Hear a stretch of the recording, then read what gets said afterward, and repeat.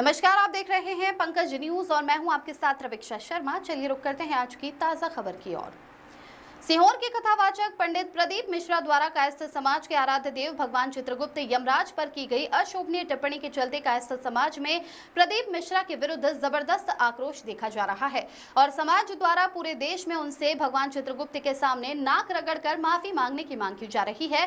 लेकिन कथावाचक पंडित प्रदीप मिश्रा इस प्रकार माफी मांगने को बिल्कुल भी तैयार नहीं है, जिससे ये विवाद खत्म होने के बजाय बढ़ता जा रहा है। इस सारे विवाद के बीच कथावाचक पंडित प्रदीप मिश्रा के गृह जिले सीहोर में इस सारे विवाद को खत्म करने के लिए उनके ही समाज से आने वाले सर्व ब्राह्मण समाज के पूर्व महासचिव पंकज शर्मा ने एक अनूठी पहल की है।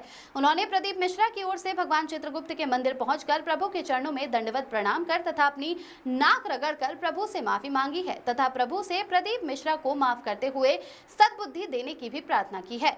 पंकज शर्मा ने इसके साथ ही पूरे देश के कायस्थ समाज से प्रदीप मिश्रा की तरफ से माफी मांगते हुए समाजजनों से उनको माफ कर मामले को यहीं समाप्त करने की अपील भी की है।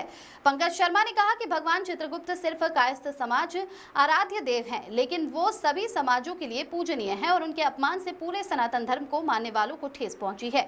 इसीलिए वो भगवान चित्रगुप्त से और उनके आराध्य मानने वाले कायस्थ समाज से हृदय से माफी मांगते हैं और उन्हें पूरा भरोसा है कि भगवान चित्रगुप्त और कायस्थ समाज अब इस मामले में उनकी माफी को स्वीकार करते हुए कथावाचक पंडित प्रदीप मिश्रा को क्षमा कर मामले को आगे न बढ़ाते हुए अब इसका पटाक्षेप कर देंगे।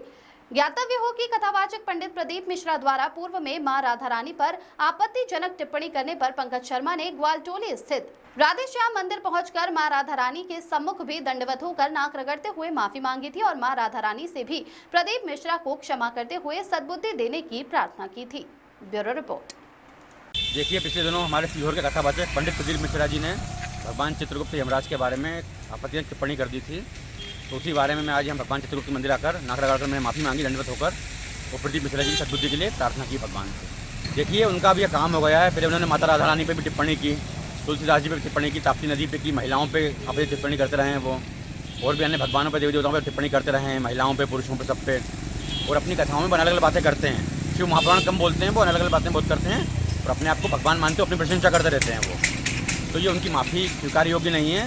इस प्रकार उन्होंने माता राधा रानी की टिप्पणी करने के बाद जो नाक रगड़ माफ़ी मांगी थी बरसाना जाकर वृंदावन, वैसे उन्हें वृंदावन जाकर और चित्रगुप्त भगवान के मंदिर में जाकर नाक रगड़ की माफ़ी मांगनी चाहिए, तभी उनकी माफ़ी स्वीकार होगी। उससे पहले स्वीकार नहीं होगी और ये आंदोलन उनके खिलाफ तेज किया जाएगा।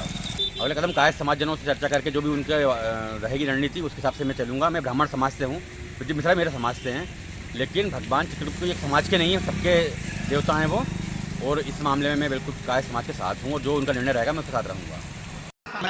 सूचना देगा, चल इतने में डरा करके देना, घबराए, फालतू की बात करना मत ही रे यमराज, तू मुझे पहचानता नहीं है। चाकरबाड़ी में 7 दिन शिव पुराण की कथा सुनी है, मेरा सबूत लेना हो तो संत ज्ञानेश्वर माउली जी से ले ले, तेरे साथ तो नहीं जाऊंगा। यमराज को घबरा कर भागा। यमराज ने कहा किसको भेजूं? फिर अगला संदेशा चित्रगुप्त को भेजा, जाओ। तो कहा इस मुछंदर के साथ नहीं जाऊंगी।